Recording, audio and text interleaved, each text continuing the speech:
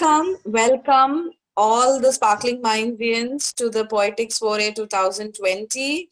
Um, this is called a soiree because this used to be a evening filled with poetry, fun and laughter for each one of us for the past few years. Because of the pandemic, we've chosen to do this virtually, we've chosen to do this online, and we are doing this in the morning. So good morning and a beautiful poetic morning to each one of us. um, right now, in this event, we have all the children from all the four houses: Griffin, Phoenix, Pegasus, and Sphinx.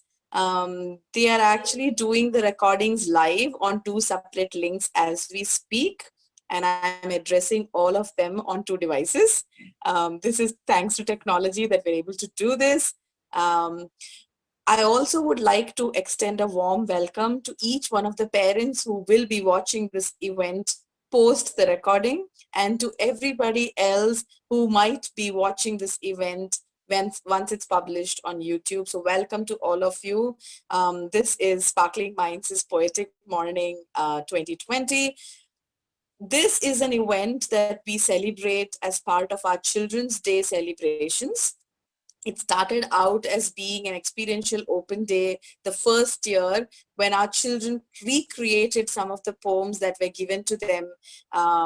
We still remember the theme of the year was the road less traveled, and the poem that children were actually working on was "We Are Going on a Bear Hunt."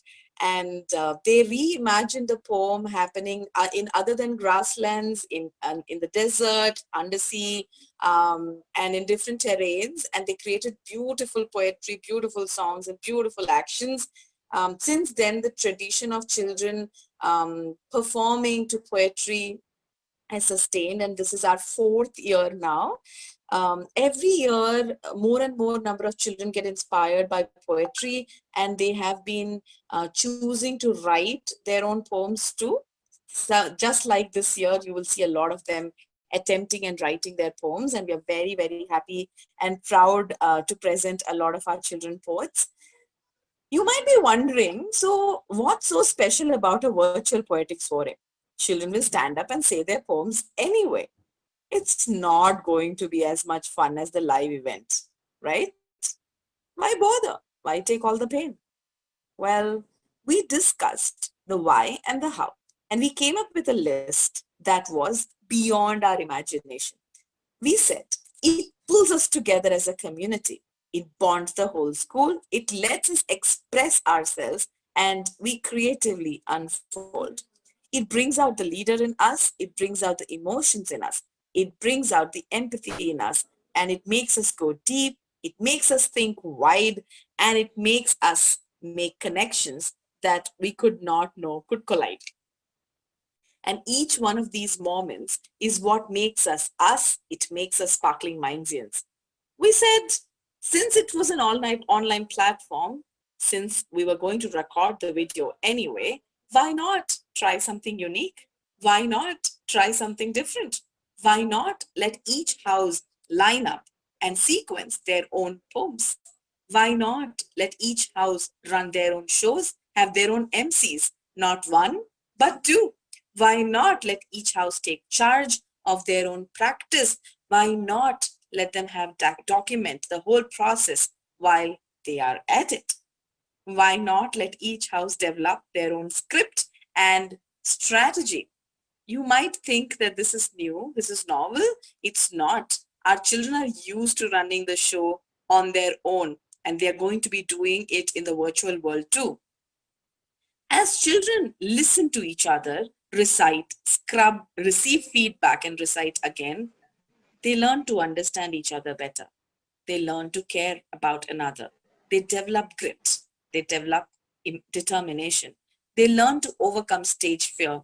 They learn to go ahead no matter what, online, offline, live, or not.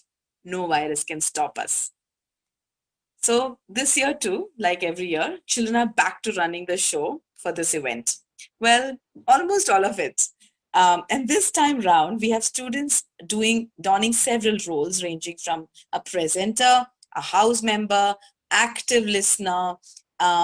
MCs, 8 of them, and we have script writers, we have them as documentation in charges, we have student evaluators, we have empathy house leaders, we have practice leaders as part of the EPCC committee, and a lot more in the background. They've all held space for each other. They've shown up for extra time to do practice, especially in the online space.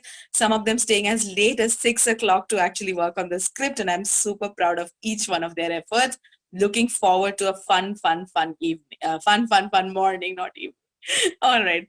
We also have way more number of children with their own poems this time on the stage, and we're very excited for the budding poets to recite away. I would like to bring on the screen all the MCs, backup MCs, as well as the empathy house leaders to hand over the baton to them. I'm adding them in. So for Sphinx, we have the empathy house leader, which is Samriddhi. Samriddhi, you can say hi.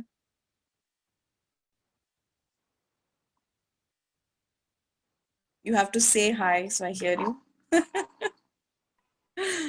Hello.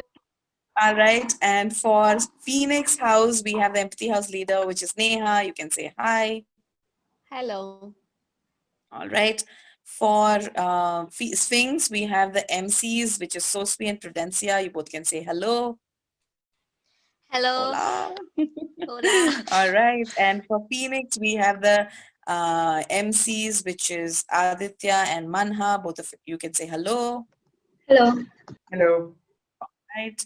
Um, who is the backup MC here? Is it Moksh? It's Mokshanila. Okay. So Moksh is the backup MC for Sphinx. Say hello. Hi. And Nila is the backup MC for Phoenix. You can say hello. Hello. Sorry, All one right. second. Let me Welcome just. everybody. And Yes. and we are going to start with the ground rules. Okay, so are you people ready? The order in which you're going to go? Okay. So we are going to do the ground rules on each of the houses. Are you people ready with the ground rules too? Okay, so each one of you is going to do one, right? Okay. I'm going to mute myself now, handing over the baton to the empathy house leaders, the MCs, all right, and you people can take over. So from now on, both the houses will be having, all the 4 houses will be having separate audio happening. Start. Hello, everybody. Again, welcome to our Poetic Soiree. So, we thought let's set some ground rules so that we don't get interrupted while we are doing the Poetic Soiree and have a much more fun and amazing Poetic Soiree. So, the first ground rule we would like to tell all of you is that all children will stay muted. Okay, if you're not going to recite your poem, you're going to stay muted. When your MC will call your name, you will unmute yourself, and then you will recite your poem. Prudencia, you can tell the other one. If your poem is not the coming three, you don't need to ask for permission to go to drink water or go to the washroom. Okay, so the third ground rule is that let us remember to pay attention to all the poems being recited. Yeah. Let's all be patient and wait for our turn. We will not leave your poem out, so you don't need to ask when your poem's coming. The fifth ground rule is that this is our Children's Day celebration, so let's have fun. And our last one is, if network is bad, please stay calm. When you try logging in and logging out, and we will give you a chance. Okay, thank you, guys.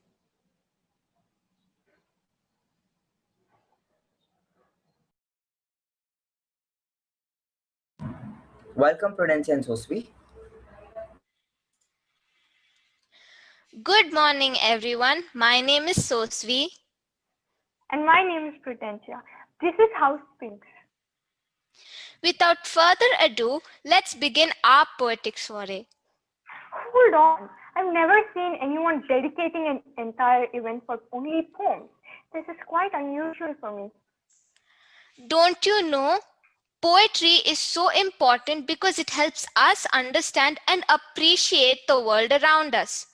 Poetry's strength lies in its ability to shed a sideways light on the world, so the truth sneaks up to you.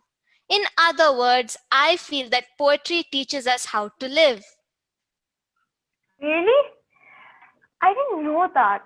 I'm definitely in the mood for some poems. So, what's the first one? First, we present to you Going on a Bear Hunt, written by Michael Rosen and recited by Aditya Gupta. Welcome, Adit. We are going on a bear hunt. We're going to catch a big one. What a beautiful day. We are not scared. Uh-oh. Grass, long wavy grass. We can't go over it. We can't go under it. Oh no, we have to go through it. Swishy, swashy, swishy, swashy, swishy, swashy. We are going on a bear hunt. We're going to catch a big one. What a beautiful day. We are not scared. Uh-oh, a river, a deep, cold river. We can't go over it. We can't go under it. Oh no, we have to go through it. Splash, splash, splash, splash, splash, splash, splash, splash. We are going on a bear hunt. We're going to catch a big one. What a beautiful day. We are not scared. Uh-oh, mud. Thick, oozy mud.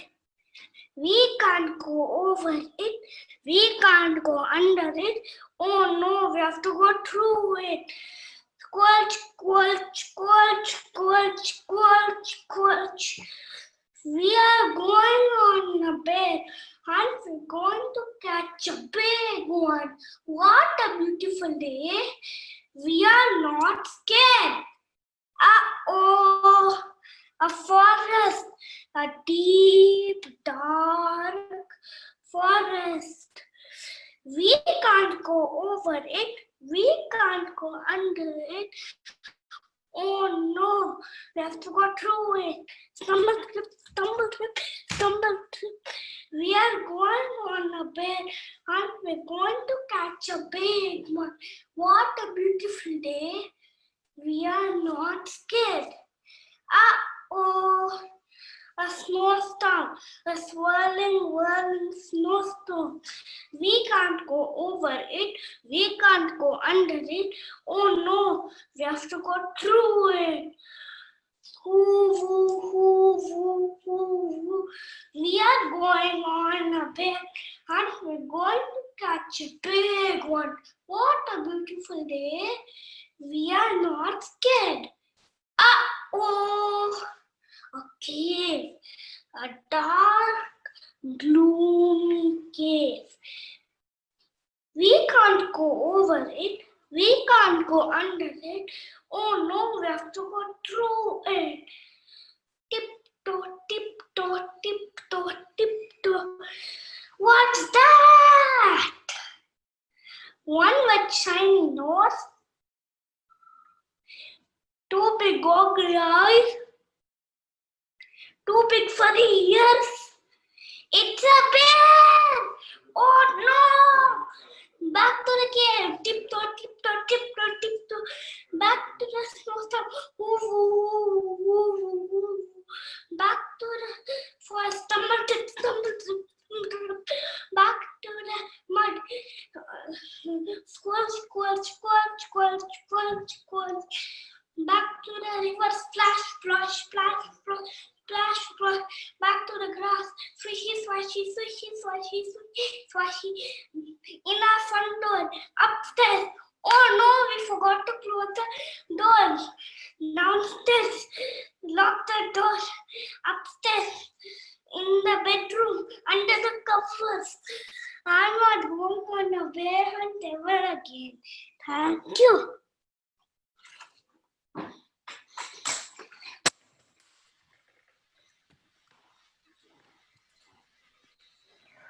Wow, that bear hunt went completely wrong. True. They actually hunt bears mostly for their soft fur. They hunt animals for their fur, meat, and horns.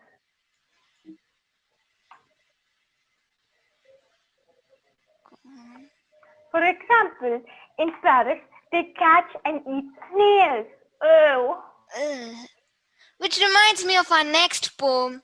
Everyone please welcome Naivanya, who has written her own poem about snails. Welcome, Nevanya.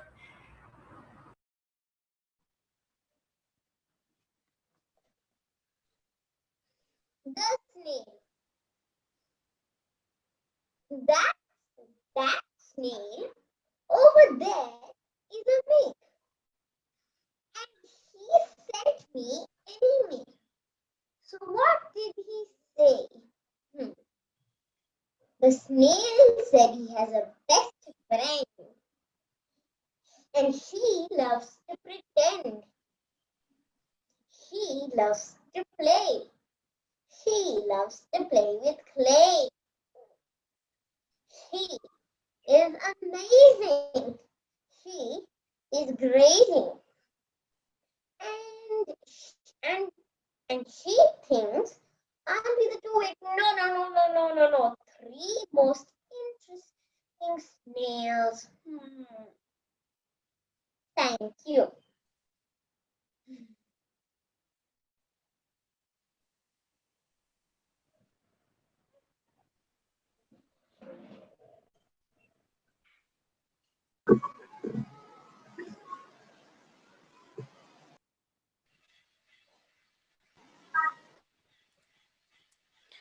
Snails are such slow yet peaceful species. Why would anyone imagine killing and eating them? I know this sounds weird, but imagine the animal itself eating you first. What do you mean? Let our next poem reveal the truth. Now we have the pick by Roald Dahl. This poem is going to be recited by Aryan Vipin. Welcome, Aryan. The Pig by Roald Dahl. In England, once there lived a pig, and wonderfully clever pig. To everybody it was plain that piggy had a massive brain. He worked out sums inside his head. There was no book he hadn't read. He knew what made an airplane fly. He knew how engines worked and why. He knew all this, but in the end, one question drove him round the bend. He simply couldn't puzzle out what life was really about. What was the reason for his birth, and why was he placed upon this earth? His giant brain went round and round. Alas, no answer could be found. Till suddenly, one wondrous night, all in a flash, he saw the light. He jumped up like a ballet dancer and yelled, "By gum, I've got the answer. They want my bacon slice by slice to sell them at a tremendous price. They want my tender, juicy shop to put in all the butcher shop. They want my pork to make a roast, and that's the part it costs the most. They want my sausages in strings. They even want my chitterlings. The butcher shop, the carving knife, that is the reason for my life." Such thoughts as these are not designed to give a pig great peace of mind.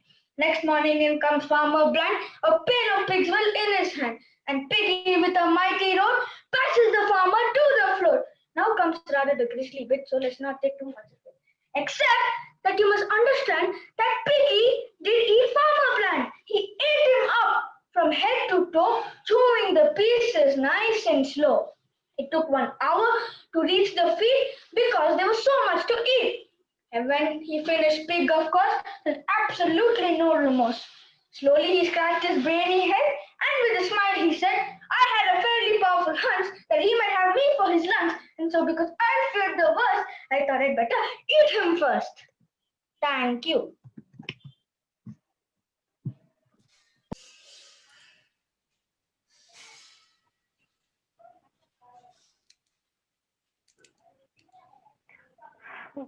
What did I tell you? I guess if pigs had brains, we would have been in that place by now. On a plate, stewed and fried because of our cruelty to them. The worst encounter we've ever had with pigs was when... in 2017, at the Maryland Fair, we had a major outbreak of swine flu, a virus. Isn't our next poem about a virus? Indeed. Next, I present to you Impact of a Virus, written and recited by Arav Singh. Welcome, Arav. Impact of a virus by Arav Singh. Virus everywhere. This is the only news. We want health or leisure. It's time for us to choose. Pandemic is the name given to it. To remain unaffected, we have to be fit. Corona has brought with it a lockdown. Now nobody is to be seen in town. People stay indoors nowadays. Everyone is keeping safe in a number of ways. Choices are caution is what we have to take to follow all do's and don'ts, but not for the name's sake. By being cautious, this virus we can defeat. For then, it has to take a back seat.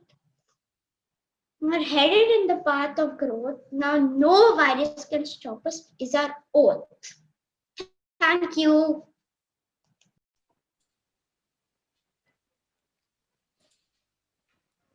Wow, that just reminds me of who we are right now. I really wish we could live somewhere more safe and less polluted. Would you like to live on another planet then? I would love to. Well, let's call in Siddharth to share what he thinks of choosing another habitable planet to live in by reciting his poem, I Wish I Could Live on Another Planet. Welcome, Siddharth. I wish I could live on another planet by Siddharth. I wish I could get out of this polluted and virus-filled earth. I wish I could live in this on sun. Wait a minute, I can't live there. It's 5,000 degrees Celsius out there. Phew, I'm so frustrated what we people have done. Why have we been so dumb? Now we have to wait until the virus goes away or until we figure out a way. What about Mercury? Well, what if I go there? Well, it is too small for me. Jupiter is very dusty, so no. Not Venus, not Mars, not Moon. Because they're very close to the polluted and virus-filled Earth. Oh no! Saturn has rings that I might get dizzy. Neptune is too cold and Uranus too. So I guess I have to live in the polluted and virus-filled Earth. But let me tell you something. I'm fed up. I'm bored. I'm angry. I'm unhappy. I'm tired.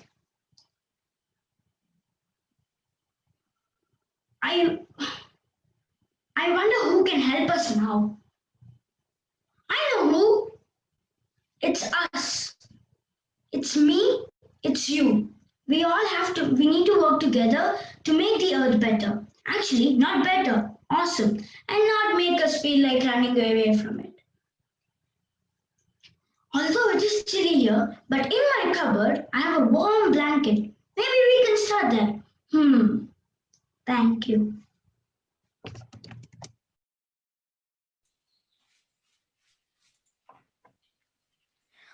Often at Sometimes we wish to run away from Earth because it is unpleasant, polluted, and unsafe at some places.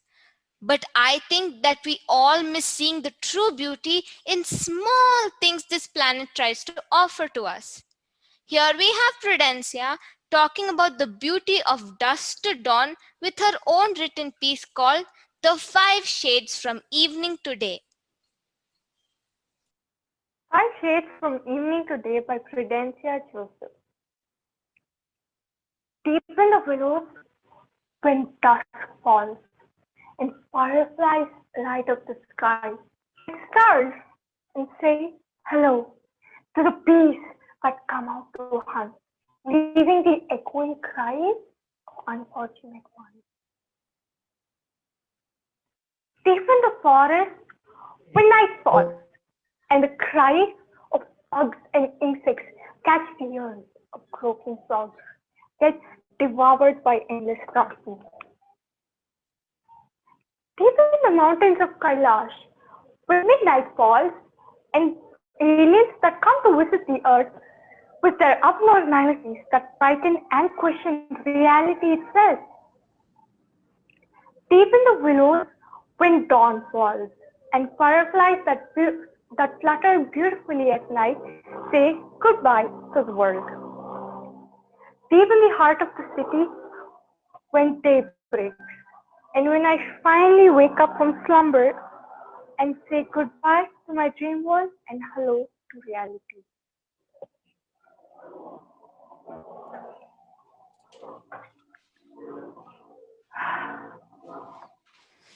If only we could go outside again and experience this beauty.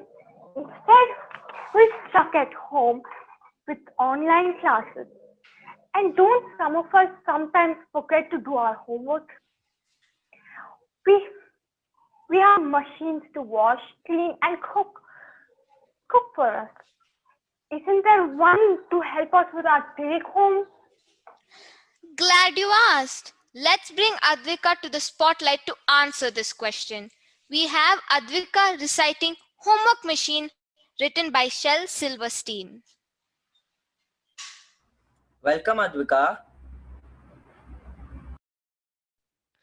Homework Machine by Shel Silverstein. Homework Machine. Oh, the homework machine. Most perfect contraption that's ever been seen. Just put in your homework, then drop in a dime, snap on the switch, and in 10 seconds time, your homework comes out. Quick and clean as can be. Here it is. 9 plus 4, and the answer is 3. 3?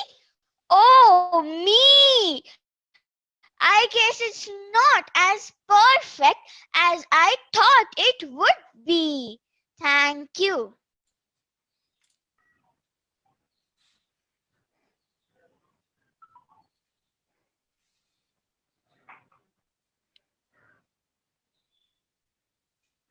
I guess that even in the future, no one would ever consider making this machine. And even if they did, well, coincidentally, might not be able to work. Definitely. I'm actually getting a lot of school memories now. Speaking of which, our next poem replicates one of these memories. Now we have Malhar presenting I Raised My Hand in Class by Ken Nesbitt. Welcome, Malar. I raised my hand in class by Ken Nesbitt. I raised my hand in a class this morning, sitting in the back. The teacher didn't see, I think. Instead, she called on Jack. I stretched my hands up higher, but she called on Jack and Joe. I started bouncing up and down, but still she called on Chloe. I waved my arms up higher, but even so, she called them Brian, Brooklyn, Bailey, Ben, and Bree. She called them Taylor, Kristen, Thomas, Trinity, and Ted. Then finally, she called my name. I breathed a heavy sigh. She asked me for the answer. I just frowned and clenched my teeth and said, I have no idea, but could I use the bathroom, please? Thank you.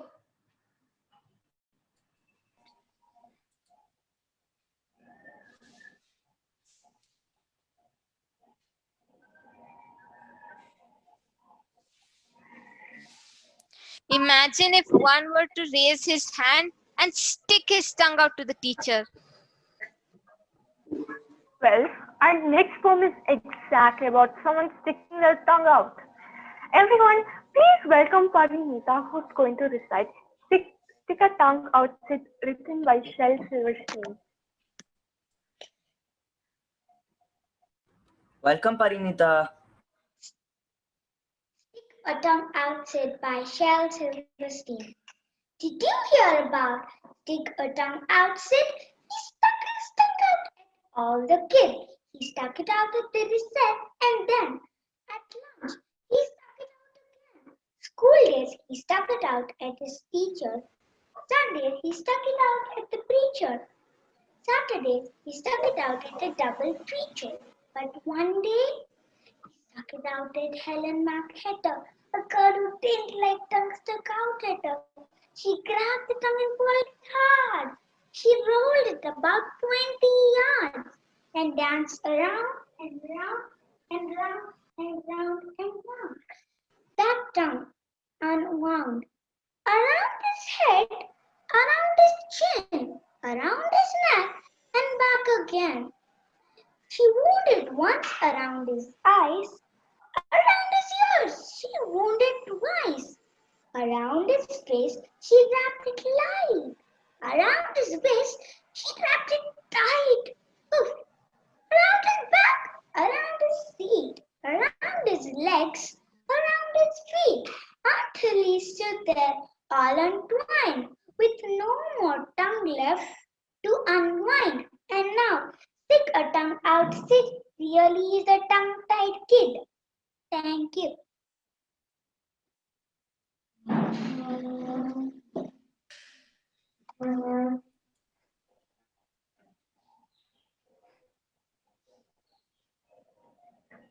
That tongue pulling must have hurt a lot. What a naughty little kid Sid was. Too bad if he doesn't get any gifts on Christmas for being naughty. Don't you think Santa needs help sometimes? Well, what do we have here? Coincidentally, the next poem is Help Wanted. We have Siddhant presenting this delightful piece written by Timothy Tucker. Thank you. Welcome, Siddhant. Hi. This is Help Wanted by Timothy Turner. Santa needs a new reindeer. His first one has grown old. Dasher has arthritis. Comet hates the cold. Prancer sick. Dasher has Prancer sick of staring. Dancer's big behind. Cupid married Blitzen, and Donald lost his mind. And Dancer's mad at Vixen for stepping on his toes. Vixen's been thrown out. She laughed at Rudolph's nose. If you are a reindeer, we hope you will apply. There's just one tricky part. You must know how to fly. Thank you.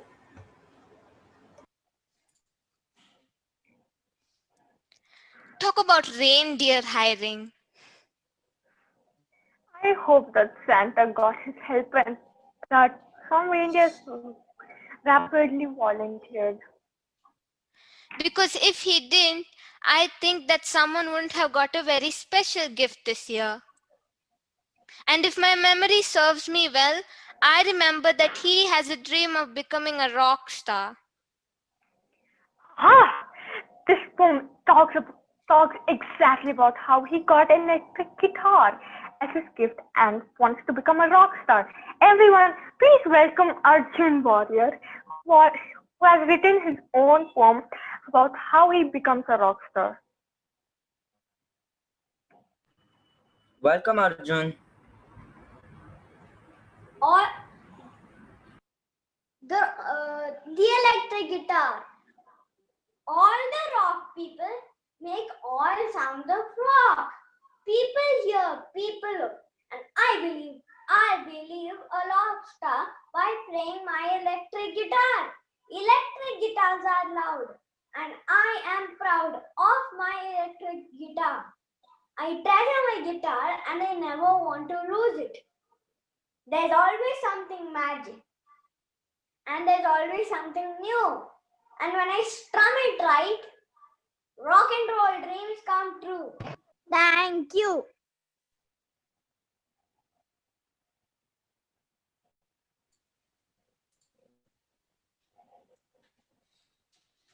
It seems like he has a big dream of becoming a rock star.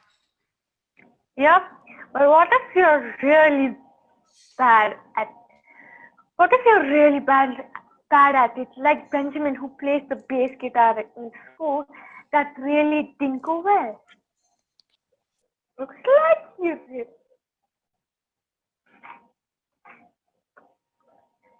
like Benjamin and his bandmates had a trouble making music. Don't we sometimes fail in our first try, or generally when we do something new? Yes, but failing shouldn't stop you from achieving your dreams and ambitions, actually. I hope that our next poem inspires you to never give up, no matter what, and go forward. Let's give a warm round of applause for and welcome Simran, who has written a poem exactly about this. Don't give up. Welcome, Simran. Don't Give Up by Simran Jain. When things go wrong, as they sometimes go, when the road you take is too uphill, when the mountain you climb is too high, it leaves you with nothing but a sigh. Life is pure with all its twists and turns. Many run and a few learn. Don't give up when something is moving in steps which are small. You will get a hang of it with another fall. Losing is winning in a way, as it teaches you in many ways. The more you lose, the more you learn. Don't give up when things get rough, because you will get up even more tough. Life is many things. It's challenging, yes, but it's also fun. Never give up because you will stop growing. Never give up because you stop learning. Never give up because that is an easy way out. Push yourself to walk on the long, hard, and obstacle-filled path. Don't give up. Thank you.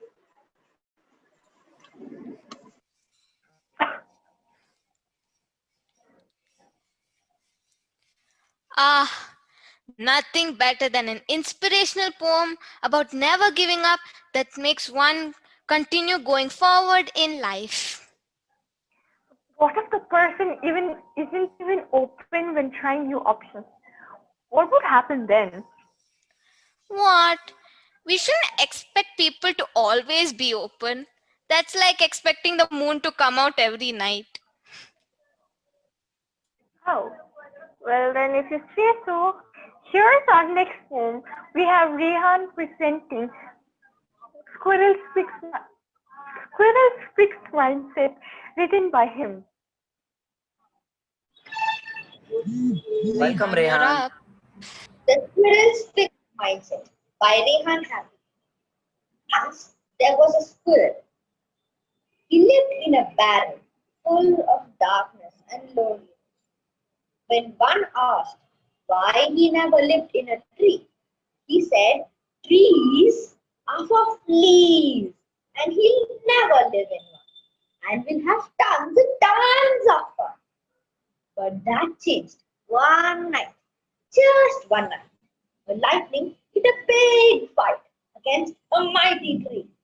The tree wanted to be free, so it got a mirror and reflected it across the street. The barrel turned to ash, and in a flash, the squirrel flew off and landed on a wonderful tree. And after that, he never thought that trees are a place for fleas. Thank you.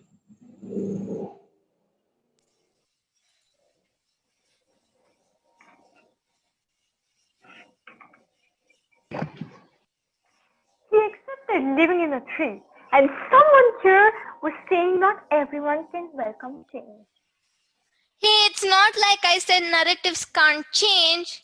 I mean, anything could have happened. The lightning could have flung also the poor thing to an enchanted tree. And how would the view look if one climbed the tree? Let Ananya explain through her poem Extract from the Enchanted Woods, written by Enid Blyton.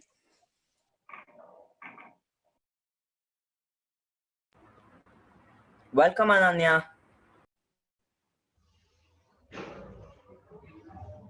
An extract from the Enchanted Woods by Enid Blyton. When Joe parted the leaves and tried to see out of the trees, he was amazed to find out that he was far higher than the tallest tree in the world. He and the girls looked down on top of all the other trees, which looked like a broad green carpet below.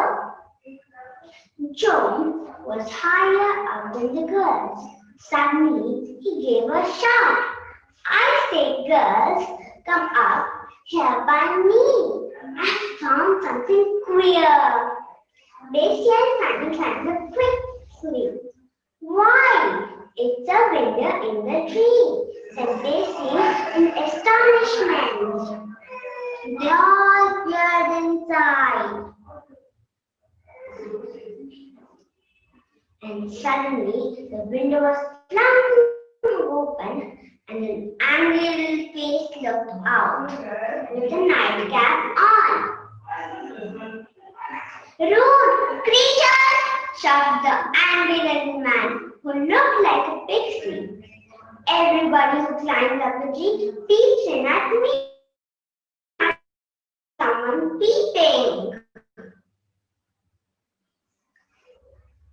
The children were too astonished to do anything but stare. The pixie disappeared and came back with a jug of water. He flung it at Daisy and wetted her. She gave a scream. Perhaps you won't peep into people's houses next time, said Pixie with a grin. He slammed his window shut again and drew the curtains. Well, said Daisy, trying to wipe herself with a handkerchief. What a rude little man. Thank you.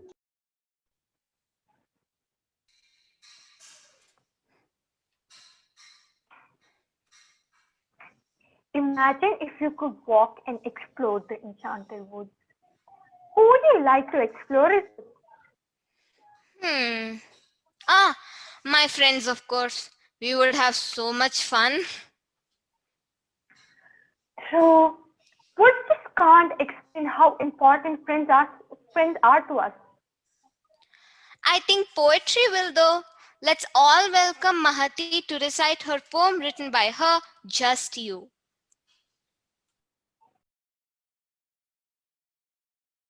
Welcome, Mahati.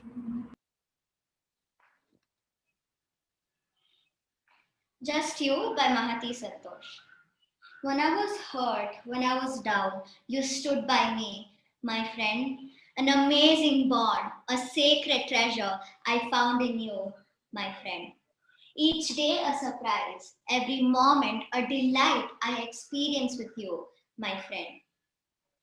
The experiences with you will never be lost. Precious ones coming ahead, my friend. We fly like fireflies that shine. Even when we take different paths, you will stand out in the sky, my friend. I shine bright when you're with me, but when you're not around, you'll still be a part of me, my friend. You always care and you're always there. Thank you for being you, my friend. Thank you.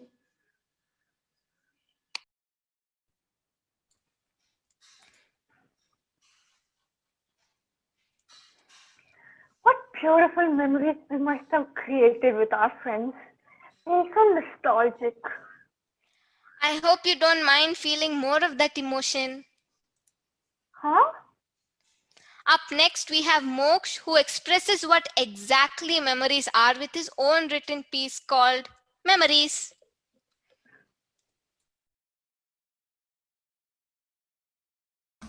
Memories, memories, memories. Memories bring smile, memories bring tears, memories bring joy, memories bring fear. Whatever be the emotions, memories are cherished. Be the first toy, be the first school, be the first teacher, be the first friend, be the first bike, be the first love. Memories are precious, memories make life lively. It was tough, it was easy, it was bluff, it was too cheesy, it was high, it was low, it was scary, it was fun. All these are memories. Memories make us us. Memories, memories. Thank you. Oh dear, too nostalgic. I need to hear a different taste of poetry. Something, where what gives you goosebumps. Do we have something like that? I think we do. Let's all welcome Samarth Bhaskar to recite One Fine Day in the Middle of the Night by Spikes Milligan.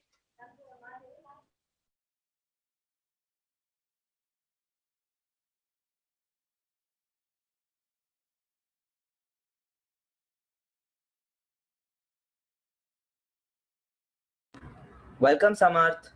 One fine day in the middle of the night, two dead boys got up to fight. Back to back, they faced one another, drew their swords, and shot each other. One was blind and one couldn't see, so they chose a dummy as a referee. A blind man went to see a fair play, a dumb man went to shout, "Hooray!" A paralyzed donkey passing by kicked the blind man in the eye, knocked him through a 9-inch wall into a dry ditch and drowned them all. A deaf policeman heard the noise and arrested the two dead boys. If you don't believe the lie is true, ask the blind boys. Ask the blind man. He saw it too. Whoa, that was a little dark and really weird. I agree, it gave chills. If they decided to investigate this kind of case, I don't know where it would have led to. Speaking of investigations, why don't we call Inspector Avner to recite Investigation by Shel Silverstein? Welcome, Avner. Investigating by Shel Silverstein. Professor Shaw from Memphis State decided to investigate just how the elephant's tail was tied onto the elephant's leathery hide. Well, while he was investigating, something happened so nauseating and so disgusting that I fear it just might make you sick to hear it. So let's just say Professor Shaw doesn't investigate tales no more. You will find surprises happen mostly when you investigate too closely. Thank you.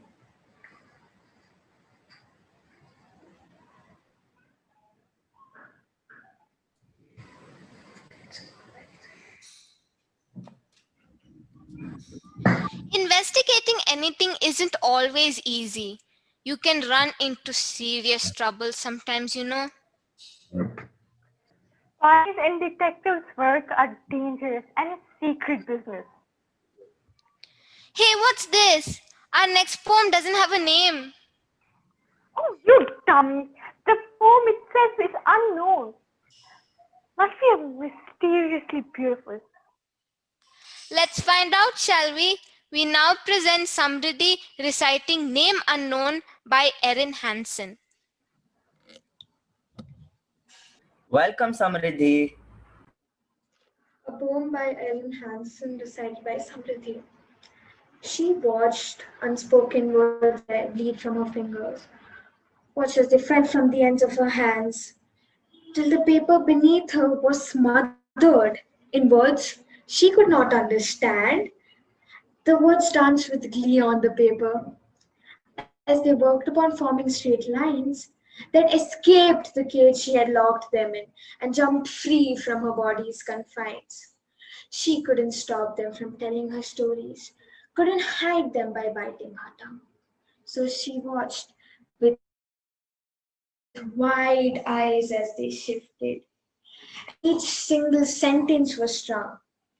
They told stories she had long since forgotten, swept into the dustiest parts of her mind. Once, and stories she had prayed on keeping hidden, once she prayed no one would find. And as she watched the bird's dance get slower and finally come to rest, she felt a smile creep over her features and a great weight lift off her chest. She thought all her words were worthless, but the paper left nowhere to hide. She finally noticed the beauty she had kept bottled inside.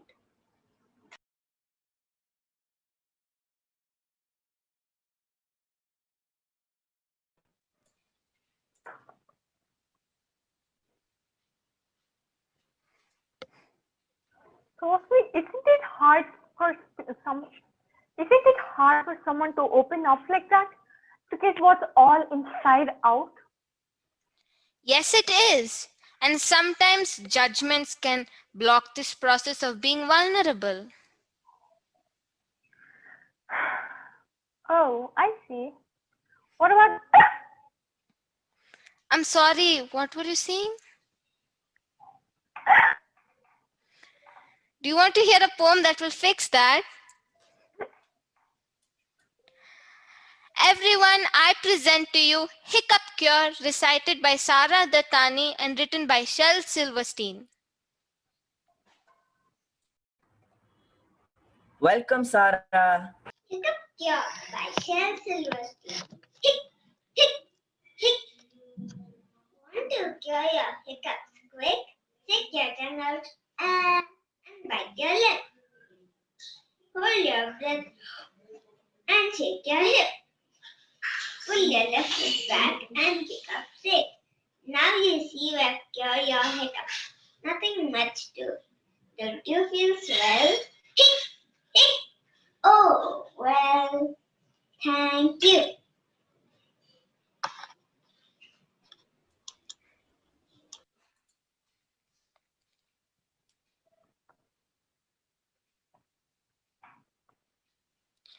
Feeling better now? Yes, actually, I enjoyed that poem. I heard another one almost similar to like this.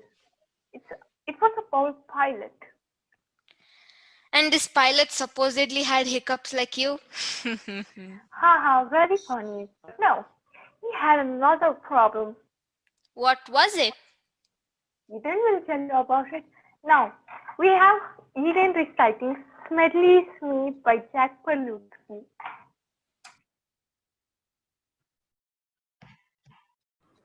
Welcome, Eden. Smedley Smile by Jack Prelutsky. Smedley Smile is scared to fly, he's nervous in the air. The thought of planes disturbs his brains, it's more than he can bear. He starts to cough when he's aloft, he itches, sweats, and groans. He grits his teeth. He grips his seat. He shivers in his bones. He aches. He ails. He bites his nails. His dinner goes unchewed. His face turns greener than a bean when he gains altitude. He quakes, he throbs, he shakes, he sobs. His stomach gets upset. So why, oh why, is Smedley mine, the pilot of the jet? Thank you.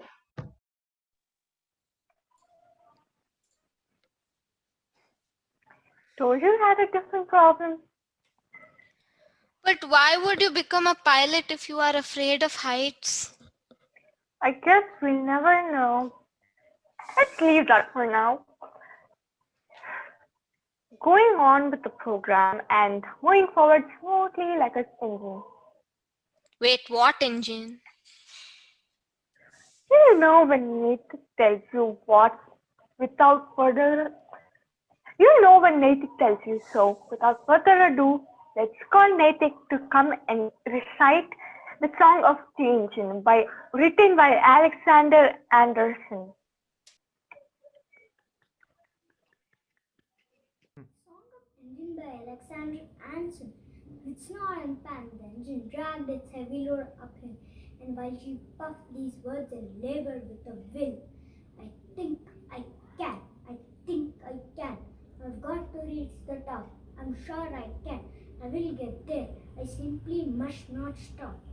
At last the top was reached and passed. And how changed the sound? The beach joined the engine's joy as quickly as she tore along. I knew I could do it. I knew I could win.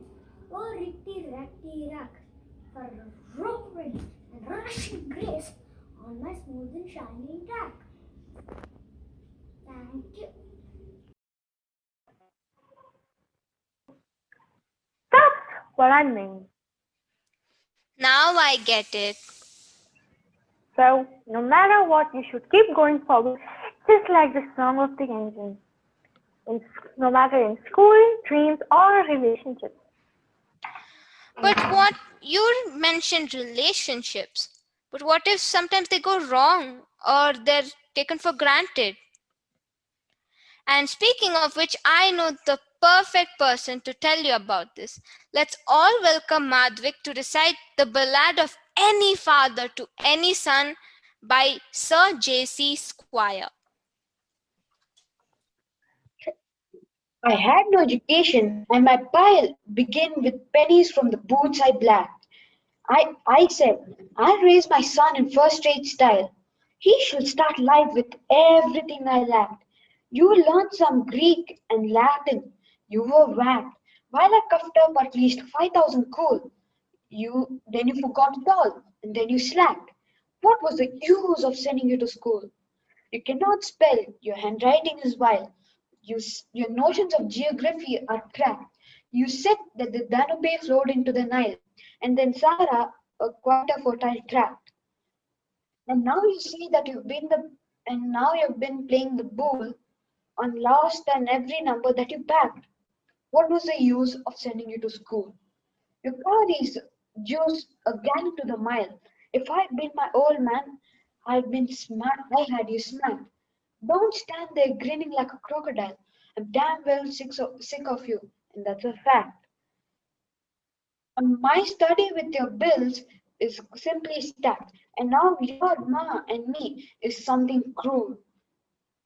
We have had the under housemaid sacked, and what was the use of sending you to school? Prince, it is not my way to fail in tact, but you have been such an utter fool. Hey, never heard of the Kellogg's Pact. What was the use of sending you to school? Thank you.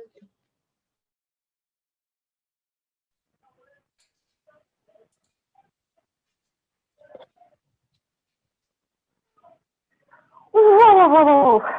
A moment of silence, please. Too much to process. Yeah, that conversation was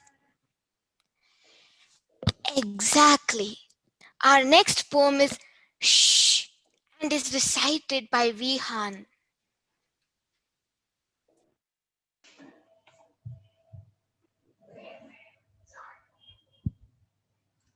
Welcome, Vihan. By Julia Donaldson. Don't don't rush, or the fox will be off with a swish of its brush. Hush, don't splash, or the shimmering fish will be gone in a flash. Shush, don't crash, or the shy thrush that sings in the bush will vanish, the song will finish. Thank you.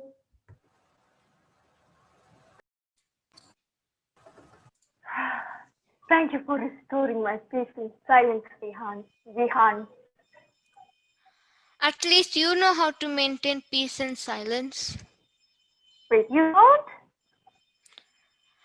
You see, I am more of this crazy and jumpy person. I like to be like that. If so, then I have just the right poem to make you feel that you're not the only person to feel jumpy and crazy. And now, let's call Kartikeya to recite How I Bought the Good News.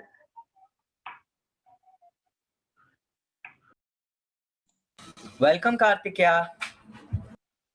How I bought the good news.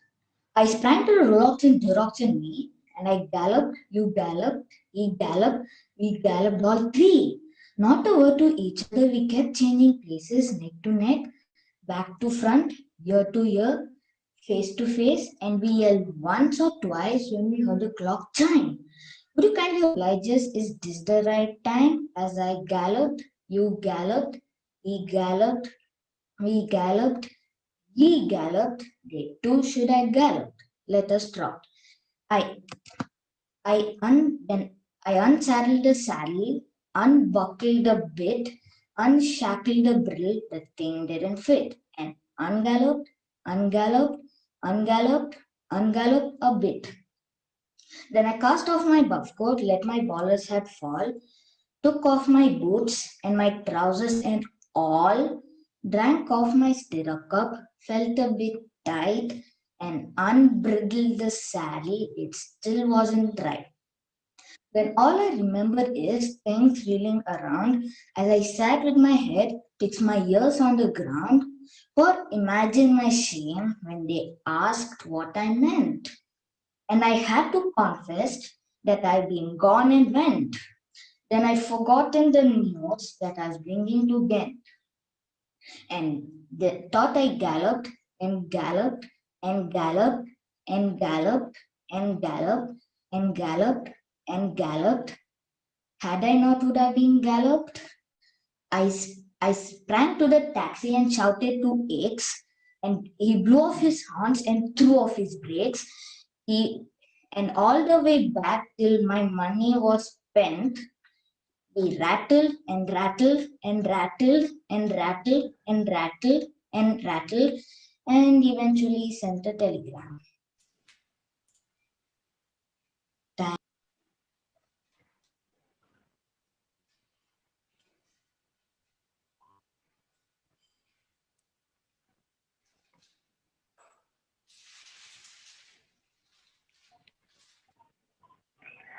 So, what do you think about this poem, so sweet? Don't you think that he's just like you? To some extent, yes. I told you so. Just thinking about adding it up to how many gallops and ungallops he did always makes me dizzy. Well, if the poem was recited, it would be an utter disaster. Yup. It was about food, and I was just thinking about it right now. But after the incident that was mentioned over there in that piece, I think I lost my appetite. Then perhaps you want to hear an adventure about how to get honey? Honey? Yup, honey. And I have just the right person to tell us about it. Let's welcome Hasni to recite Which Balloon from the extract Winnie the Pooh written by A. Mellon. Welcome, Hasni. Which balloon? Extract conversation between Winnie the Pooh and Christopher Robin. Hello, Christopher Robin, he said. Hello, Winnie the Pooh, said you. I wonder if you got such thing as a balloon about you. A balloon? Yes, I just said to myself coming along. I wonder if Christopher Robin has such thing as a balloon about him. What do you want a balloon for? You said. Pooh looked around to see nobody was listening. He put his paw to his mouth and said in a deep whisper, Honey.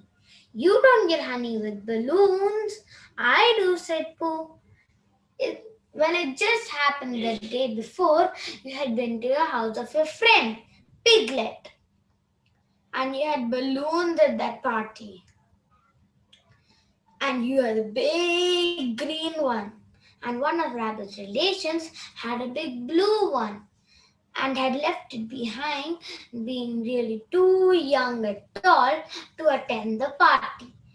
So you brought the blue one and the green one home with you?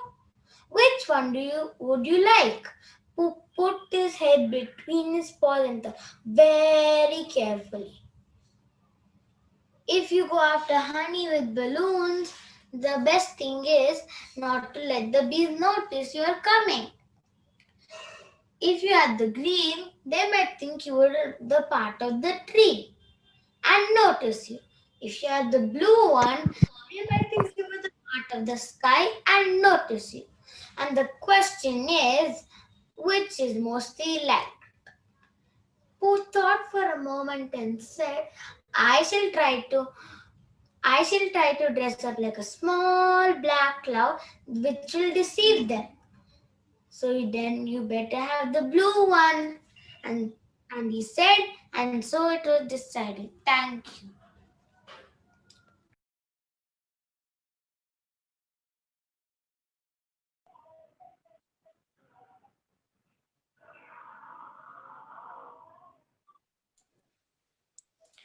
Wow, what a way to get honey.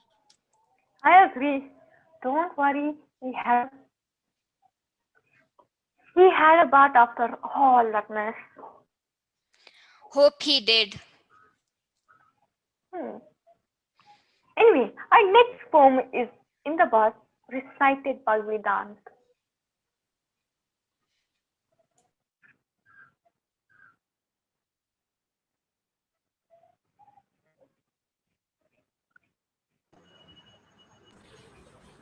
Welcome, Vedant. In my bath by Dave Calder.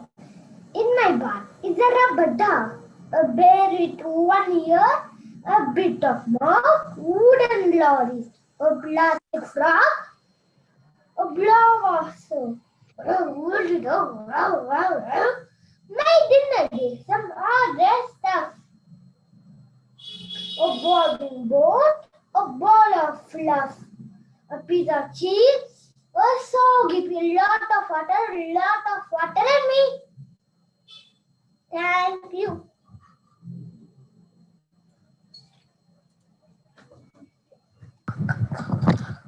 You guys still remember Caitlin, right? She was about to recite Benjamin plays bass guitar. It seems that she's ready now, so why don't we call her up? Let's all warmly welcome Caitlin to recite this poem written by Ken Nesbitt.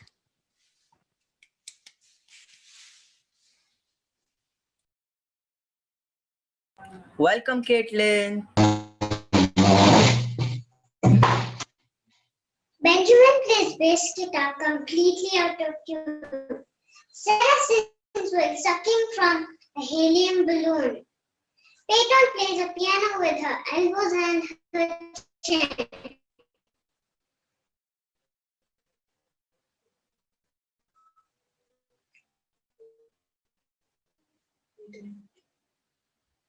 Nathan has two tattoos, one sharp, the other flat.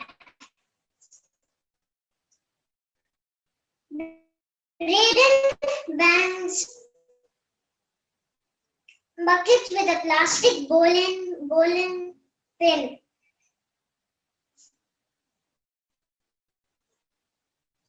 Sarah sits on bagpipe, sounding like a screaming cat. We play the circus that no one can stand. It's fun to be the country's most annoying student band. Thank you.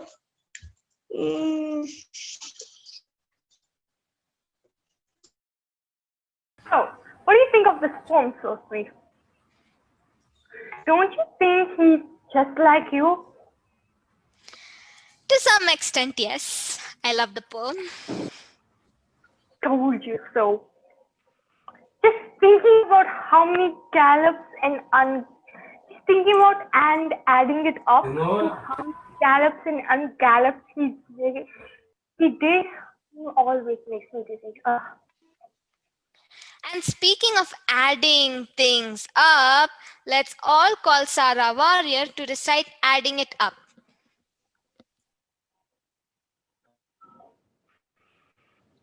Welcome, Sarah. Adding it up by Dave Keller. 1 tomato and 1 tomato make 2 tomatoes. 2 bananas and 2 bananas make 4 bananas. 4 jellies and 4 jellies make 8 jellies. 8 feet in 8 feet make 16 feet. 16 feet in heavy boots, stomping on 8 jellies, 4 bananas and 2 tomatoes make a horrid mess. Thank you.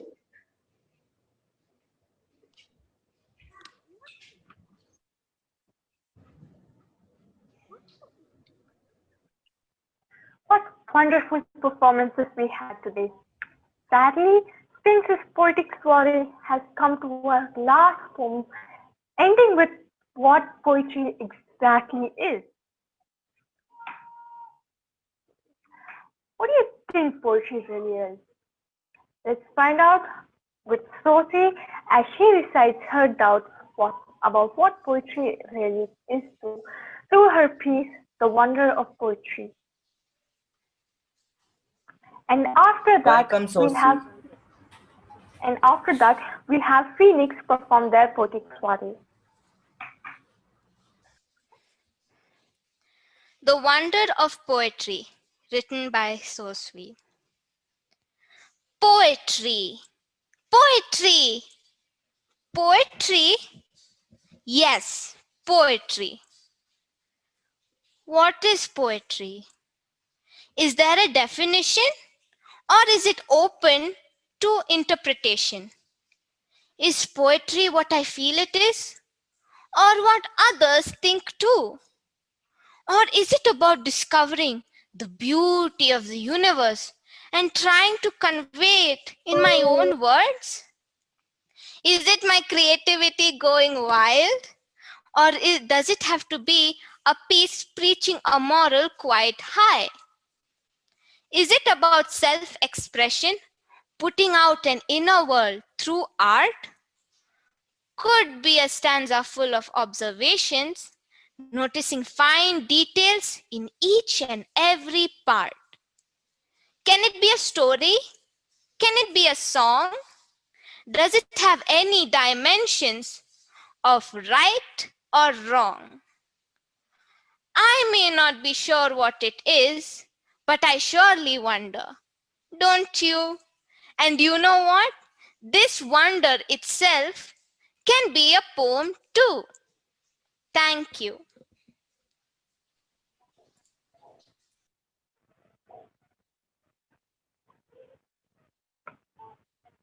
Thank you, Sophie. I can finally understand why people like poetry. It's wonderful, and now it's wonderful.